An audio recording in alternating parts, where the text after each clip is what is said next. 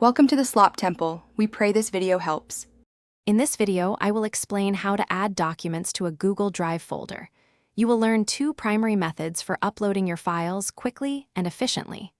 First, we will cover the simple drag and drop technique. Then, we will explore using the intuitive new button for a more guided upload experience. This guide helps you manage your digital files with ease.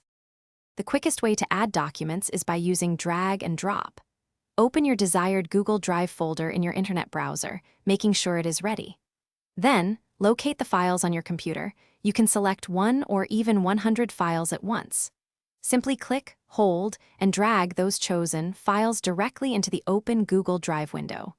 A notification will confirm your files are uploading, usually within a few seconds. Another effective way to upload is by using the new button, found on the left side of your Google Drive interface. Click this button, then select File Upload from the drop-down menu. A new window will appear, allowing you to browse your computer's folders and files. You can select one document or hold Control to select multiple, then click Open to initiate the upload.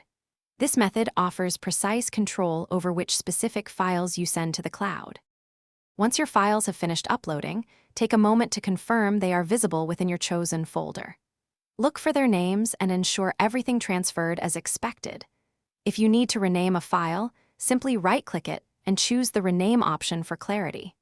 You can also create new subfolders within your main folder, helping you keep hundreds of documents neatly organized and easy to find, saving you valuable time. Thanks for watching. Consider subscribing if we helped you.